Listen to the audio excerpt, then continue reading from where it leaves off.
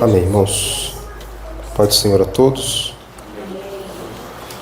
Eu agradeço aos irmãos pela oração. Peço que continuem orando por mim. O ministério não é fácil. O apóstolo Paulo deixou isso bem claro para Timóteo, né?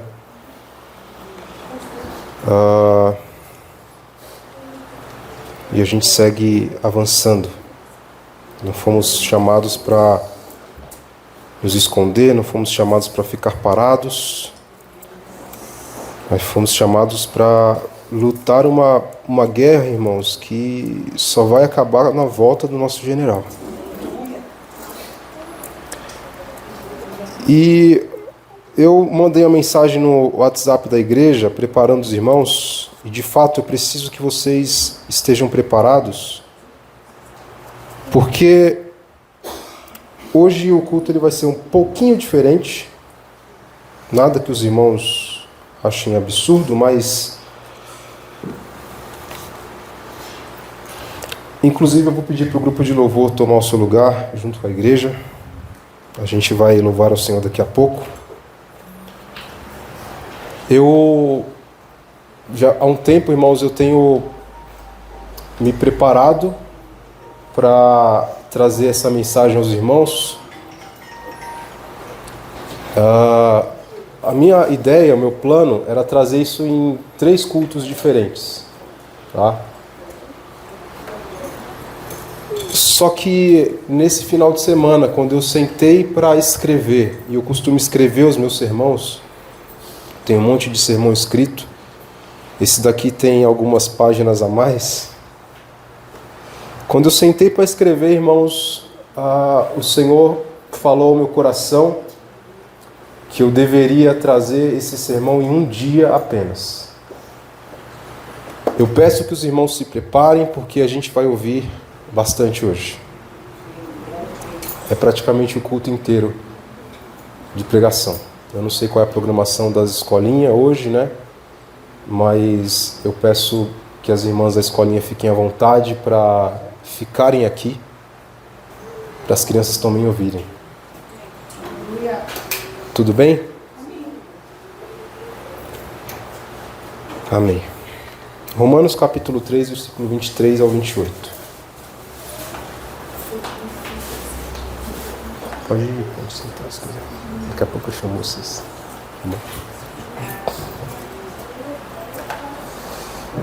Como a mensagem é um pouco longa, talvez vocês se lembrem daquela passagem que Paulo está pregando num sobrado, e tem um jovem sentado na janela, e a mensagem demora tanto que aquele jovem cai, morre.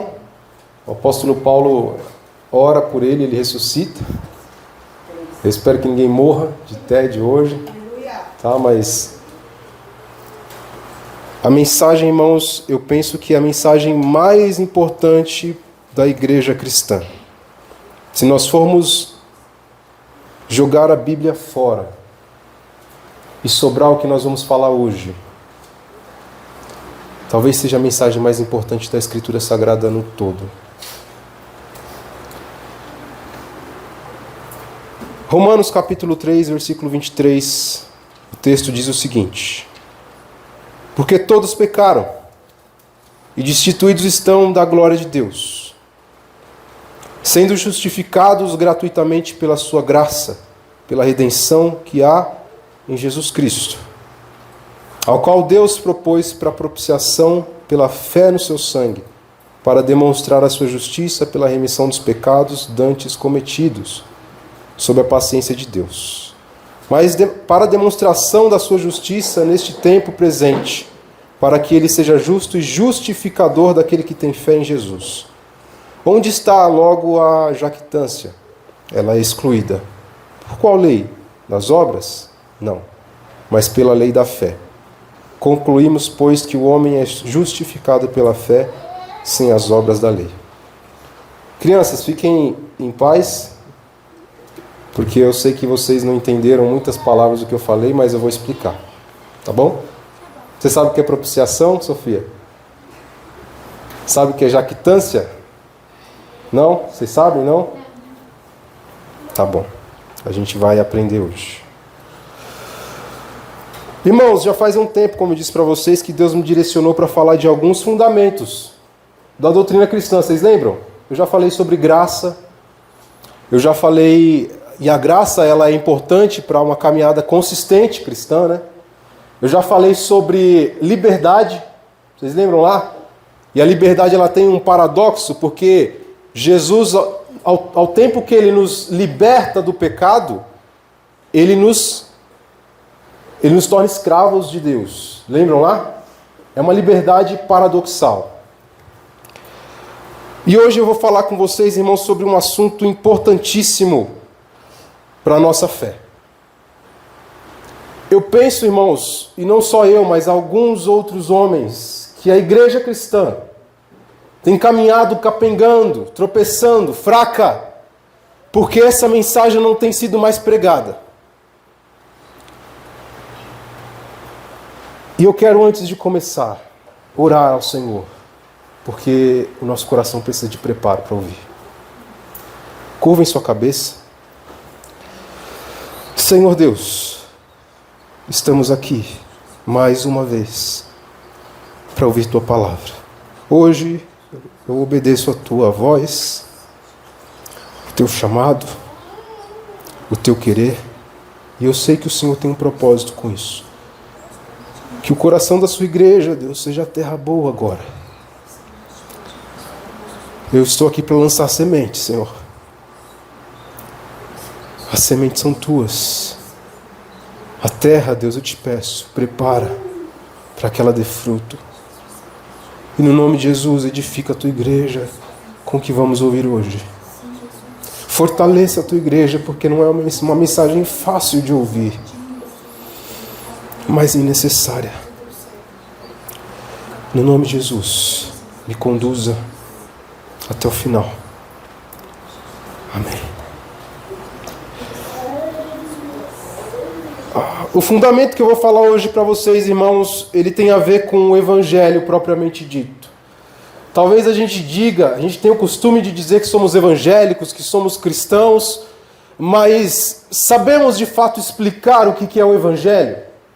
Sabemos de fato explicar para um novo convertido, ou para um descrente, ou até mesmo para um crente, porque o Evangelho é extremamente necessário para quem já acredita em Jesus. Será que a gente sabe explicar? Será que ele tem sido poder de Deus para a nossa vida? Será?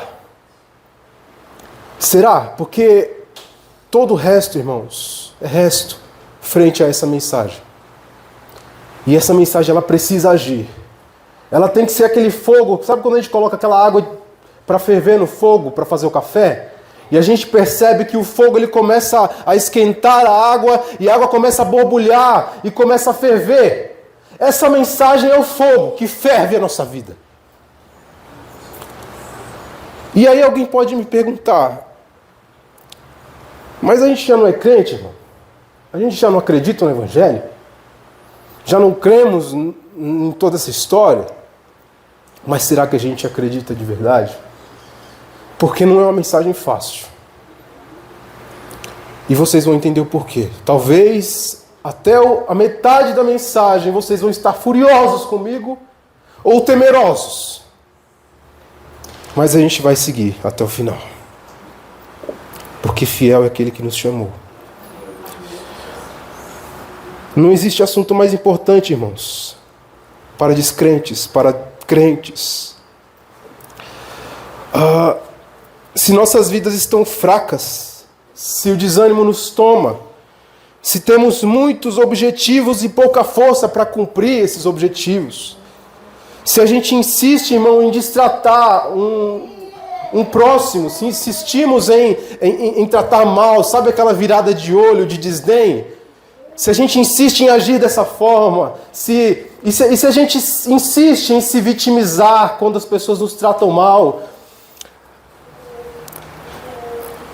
irmãos, quando a gente terceiriza o nosso chamado, porque Deus te chamou, Ele não chamou o outro, Ele chamou você. Quando a gente insiste em terceirizar, agora não, Senhor, ele está mais preparado do que eu. Agora não, Senhor, ele tem mais preparo, mais intelecto do que eu, mais inteligente, ele sabe tocar melhor, ele sabe cantar melhor, ele sabe dirigir melhor. Quando a gente começa a levantar todos esses problemas, irmãos, a gente vê uma raiz nesse problema, em todos eles. É a falta de acreditar no poder de Deus, que é o Evangelho.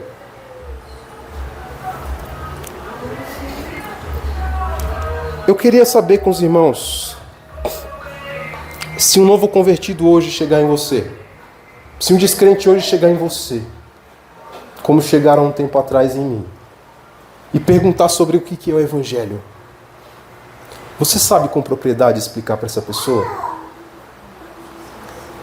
Você sabe mostrar para essa pessoa as razões e os fundamentos da sua fé?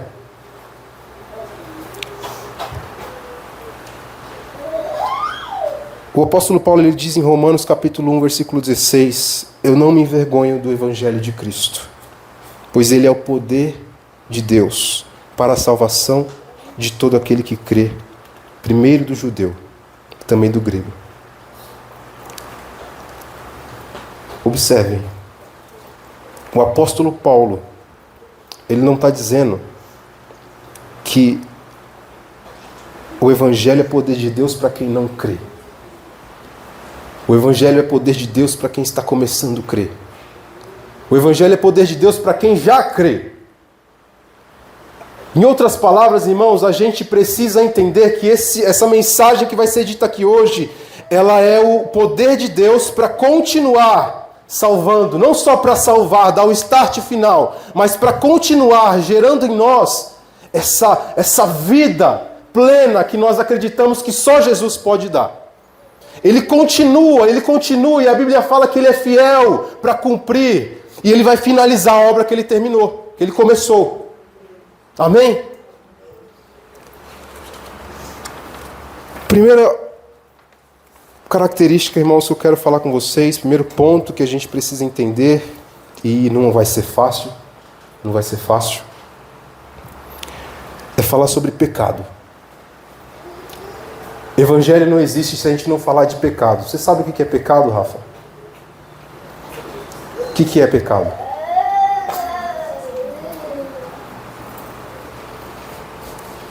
Fala em uma palavra. O que você acha que é pecado? Fala, João. Não falar palavrão e não falar as coisas ruins. Não falar palavrão e falar as coisas ruins. Você sabe o que é pecado, Sofia? Fazer as coisas que o papai e a mamãe falam para não fazer. Mais ou menos isso. As crianças estão bem. Pecado, irmãos. A Escritura Sagrada nos diz que pecado é quando a gente erra. Quem aqui já brincou de tiro ao alvo? Já brincou? Já. Quando você erra o alvo. A Bíblia Sagrada diz que pecado é quando você erra o alvo. A gente tem um objetivo, não tem? Um alvo lá, é um círculo com um ponto vermelho no meio, não é? O pecado é quando você erra esse alvo. Só que quando você erra esse alvo porque você quer. Não porque você tentou acertar e errou, mas porque você quer errar. Faz sentido você brincar de tiro ao alvo? O alvo está lá. E eu tentar acertar lá? Faz sentido? Não faz. Eu tenho que acertar o alvo. Só que pecado é quando eu viro para o outro lado de propósito. Não quero acertar não, vou jogar lá. Isso é pecado.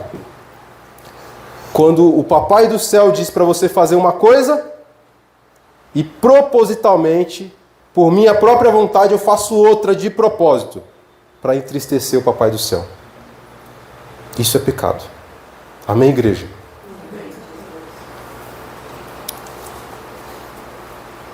O Deus da Bíblia, ele levantou homens, profetas, ele construiu todo um livro sagrado para dizer o quanto nós somos pecadores, o quanto nós queremos fazer o contrário da vontade de Deus de propósito. Isso se tornou uma doença, é como se nós estivéssemos gripados. Com todo respeito, irmãos, tem algum estudante de psicologia aqui? Não, né? A Viviane e a Carla. Com todo respeito aos estudantes de psicologia, a matéria de psicologia. A psicologia atual, muitos estudantes, muitos teóricos da psicologia, eles se esforçam em dizer o quanto o homem precisa estar bem consigo mesmo. O quanto o homem precisa se esforçar para estar bem consigo mesmo. Só que isso não é de tudo verdade quando nós olhamos para a Bíblia. Sabe por quê? Porque a Escritura Sagrada, esse início do Evangelho, essa primeira parte do Evangelho, nos fala, nos diz que nós devemos estar entristecidos com nós mesmos. Devemos estar chateados com nós mesmos. Devemos esconder nossa cabeça no chão, de tão envergonhados. Por quê, irmãos? A Bíblia nos diz que não há um justo, nenhum sequer. Não há ninguém que entenda. Não há ninguém que busque a Deus. Como assim, irmão? Estou vindo para a igreja. Estou aqui buscando a Deus. Eu sei. Mas para entender o Evangelho, a Escritura Sagrada nos diz que no começo, a primeira parte do Evangelho, ela diz que você era inimigo de Deus. Que você é inimigo de Deus. Que eu e você somos inimigos de Deus. Alguém ainda pode me perguntar, pode me questionar, pode indagar, que não concorda com isso que eu estou falando. Que é uma pessoa boa. Irmão, eu sou uma pessoa boa. Eu não sou tão mal assim como você está dizendo. Eu não sou tão pecador assim como você está dizendo. Acontece, irmãos, que não sou eu que está dizendo isso. É a Bíblia. Eu não sei se você concorda, se você discorda. É essa a grande questão. Porque se você discorda, eu estou dizendo para você, a Bíblia diz que você é uma pessoa má. Que você não é exemplo para ninguém. A Bíblia diz que você é um pecador. Que você não é justo, que você não é bom.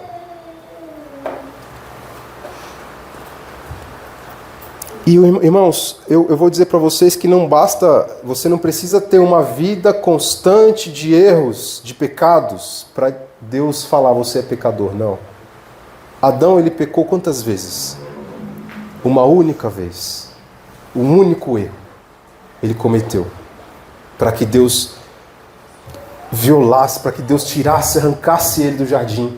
E para que toda a criação caísse numa degradação moral. Um único pecado foi necessário para que isso acontecesse. Imagina uma coisa, irmãos. Imagina, crianças. Deus lá no começo da criação. Lá no início da criação. Ele começa a criar as coisas, lembra lá? Ele faz os céus. Faz a terra. Amém? Lá no começo, irmãos, ele começa a falar o seguinte. Planeta Vênus. Ponha-se no seu lugar. Planeta Marte, coloque-se no seu lugar. E todos os outros planetas. Sabe o que os planetas falam? Amém. Que seja feita a vontade do Senhor. E eles fazem exatamente o que Deus manda. Imagina, irmãos, que quando o Senhor criou, Ele disse também às estrelas. Imagine que as estrelas, Deus ele começou a dedilhar as estrelas no céu, elas foram acendendo, iluminando, e ele diz, estrelas, fiquem em seu devido lugar, iluminem a terra à noite. O que elas dizem? Amém. Vou fazer sua vontade, Senhor. Imagina que na criação, quando Deus ele cria as montanhas, quem aqui já viu uma montanha gigante? Já viu? Quando Deus cria as montanhas, Ele fala, montes, fiquem em seus lugares, porque vai chover sobre vocês, a água vai cair e vai formar rios. Eu preciso que você fique aqui e não saia. O que os montes falam para Deus? Amém. E os abismos? O que é um abismo? Sabe o que é um abismo? O que é um abismo, João? Sabe o que é um abismo? Abismo é um buraco enorme, gigantesco. Aquele que você olha para baixo e fala, eu vou nem ficar perto, senão eu vou cair. Deus fala para os abismos, fiquem aí embaixo. Destoem dos montes. O que os abismos falam para Deus? Amém. Eu farei conforme a tua vontade. Só que quando Deus fala, não coma, o que o homem fala para Deus? Eu vou comer. Não vou te obedecer. Vocês percebem o tamanho da gravidade? Toda a criação, tudo que existe, faz a vontade de Deus. Mas uma criatura, o homem, a mulher, desobedecem a Deus. Olha que ousadia. Olha que desobediência, que petulância. Alguém pode me questionar, irmãos, tá bom, estou entendendo o que você está falando, mas não é injusto a gente pecar? Quanto tempo mais ou menos uma pessoa vive em média? 70 anos? 80 anos? Quantos anos? 65, 67 anos. Eu chutei alto ainda. Talvez alguém pode me perguntar aqui ainda, irmão, não é injusto que a gente peque, que a gente vive pecando somente 65 anos e a gente vai pagar por toda a eternidade aonde? No inferno? Não é injusto? Será que é injusto? Será que é injusto? A gente vai descobrir o porquê. Quando a gente fala, irmãos, de pecado, a gente não tem que levar em conta a quantidade de anos que a gente vive. Pessoas que vivem 25 anos, 30 anos, ela vai morrer sem Deus, se ela morrer pecando, e vai pagar por toda a eternidade. Ela não vai pagar por 30 anos e depois ser livre da punição. Não. Deus fala que eternamente, sem fim, Ele vai pagar.